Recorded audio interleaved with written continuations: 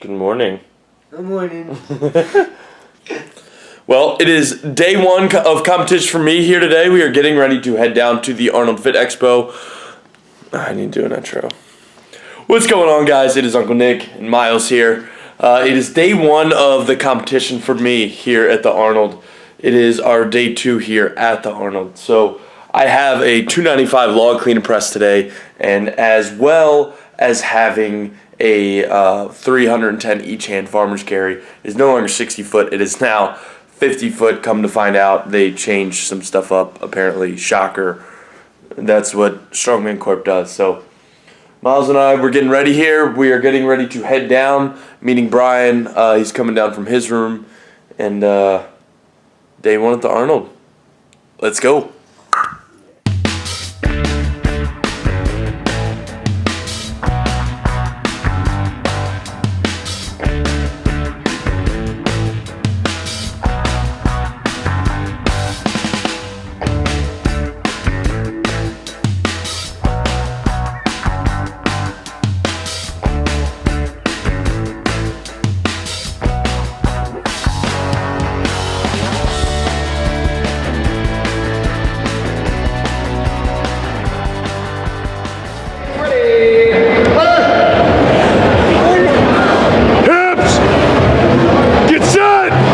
So as you guys can see, I am now home, no longer in Ohio, and that is because I tried to do this video like a vlog style, like you saw in the beginning, but when I got into the expo and started filming things and started filming talking stuff, it was just way too loud. That bang booth that you guys saw, bang booth, no pun intended. Their booth had all this crazy sound system and it was just loud with all this bass making all this crazy noise, plus all the people in there. And then there was a booth literally right next to where we were sitting, right next to the competitor area that had speakers like all the way around it, and that was extremely loud. So to even have a conversation, you had to yell, and you can hear my voice is still kind of hoarse from that weekend.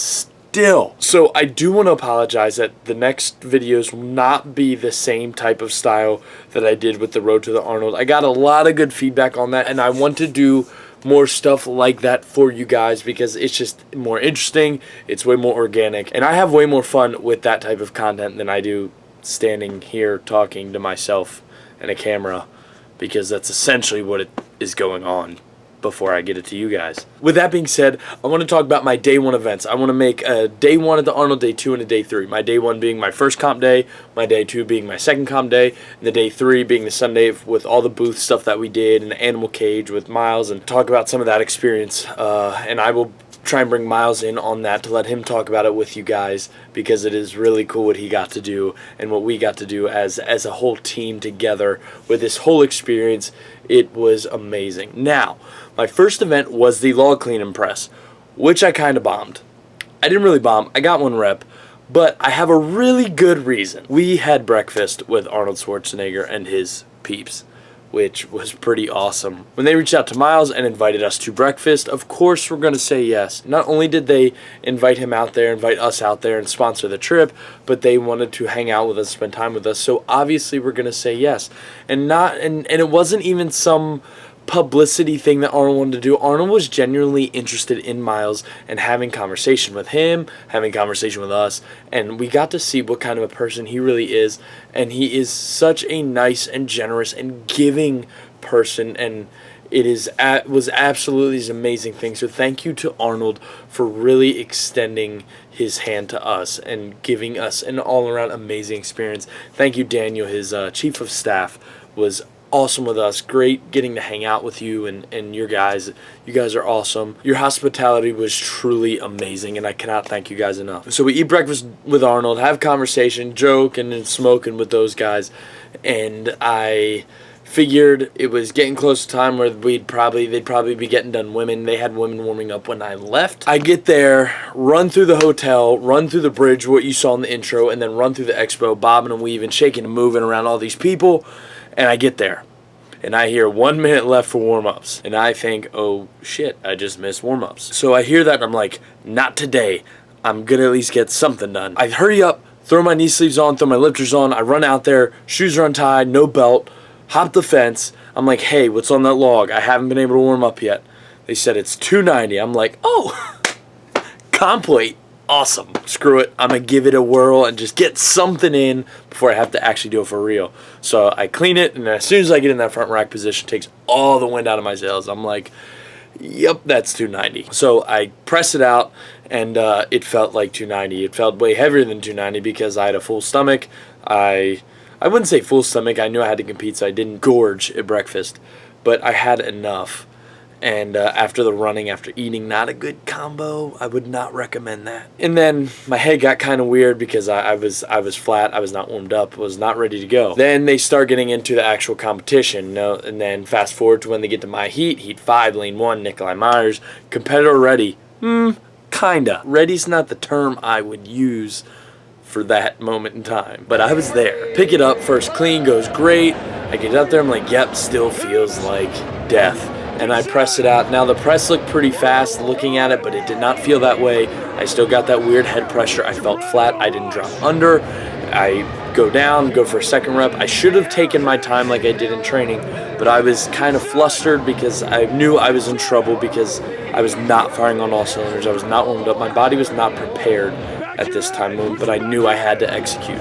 So at this point in time, I was like, okay, good. I didn't zero, which I was terrified of, because that was the first time I've ever walked up to 290 pounds cold. I go for a second rep. It gets a little out front, and I try to salvage it. I try to save it, and I'm waiting for that down command, and I see the hand kind of move, but he doesn't give me the down command, and I'm watching that hand like a hawk because it's so loud in there I can't hear. That's what I typically watch anyway because judges will give you the down command hand. But his hand kind of moved just a little bit, and I was at no point to save it or hold it up there any longer, so I was coming down with that log anyway, and I got no repped. A little upset about that, but it is what it is. I'm not one to go dispute the judges unless it's something horrendously blatant. So I go for a third and fourth attempt. I'm getting frustrated, kicking myself in the ass, saying, this is what you get, dummy. Yeah, but I'm just trying to drive on and hopefully salvage another rep. Now in training, I've hit that log for 3 reps. They weren't a bad 3 reps either, so I was hoping for 3 to 4, maybe 5 if everything went perfectly, but I would have probably needed to warm up for that. In all reality, I missed my warm-ups for an experience of a lifetime, so I'm not losing any sleep over that. Moving on to the next event, I knew I had to redeem myself. I had to do something. I needed to get warmed up this time, so that's what I did. I was very selfish on the warm-up, and I don't mean that like in a being an asshole selfish kind of way. I mean, like, I was making sure I was focused and I was there for warm-ups and I was getting the reps in I needed to get warmed up, to get my legs moving fast, to be moving explosively for the farmer's walk. And it went well. I was super ecstatic with my farmer's walk. I went from bottom of the pack in 20-something up to 16th. I moved up like 10 positions after this. One of the top 5 or 6 times with the farmers, I got 7 seconds, 50 foot, 7 seconds. 310 each hand. So probably this time last year, my max was probably like, I don't know, 325 each hand for 50 foot. And here I am sprinting with 310. And I moved fast. I had a good event. I looked to my left, out of the corner of my eye, and I didn't see anyone next to me. I knew I was boat racing people in my heat. So I was super ecstatic. I was super pumped about that run. You can see I kind of ate shit at the end there. That's because I was just giving it everything I had. I was pushing the envelope of falling on my face, and I pushed it even harder there at the end to just move the pace faster, because I wanted to have the fastest run of my life. That was my mentality going into it. Everything pedal to the metal, and I moved. And no slipping this time. No slipping. I will accredit that to I made a shoe change, which I'd been training with the Merrell Vapor gloves. They have a little bit softer rubber on the bottom than the New Balances I normally use, and they got amazing traction. So I'm ecstatic with how that worked out. But that is really about it for my day 1 events. I'm sitting in 16th place. I had one lousy event, and I had one amazing event. So hindsight being 20/20, you know, it's just going to come down to priorities for me in that specific situation. I'm okay with my decision to be at breakfast with those guys, because that was an awesome experience for Brian, Miles, and I wouldn't trade it for the world, especially with those guys. To be completely honest, if you're being a serious competitor at that level, or just want to be the best competitor you can be, you kind of have to be selfish with your time when it comes to prepping. That means not wearing too many hats. I had more than one hat on this weekend. I wore other hats outside of being a competitor, and things interfere, things get in the way. So if I wouldn't have had that, I would have had a warm-up, I would have had a better event. Who knows? But when you are at a competition, you need to be locked in, everything dress right dress, so everything goes the way you trained it to go. So that is my bit of advice for you guys on that, is don't be selfish like being an asshole. Just be smart and make sure you're using your time for what it's supposed to be used for. That's what I mean by be selfish with your time when you're getting ready to compete.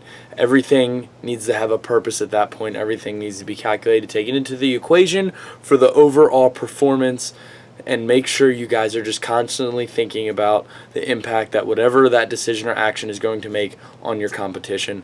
That's how meticulous I can get. So there's a little tidbit inside my head you don't want in here to maybe help you guys, give you something out of this video in general. I didn't lose any sleep over my first day. I had a blast. It was an amazing experience, and day 2 was just as awesome and just as much fun. So I'm looking forward to sharing that with you guys as well. So thank you guys so much for watching, and I've had a lot of inquiries on how the event went, so I will elaborate more on that on the day 2 video.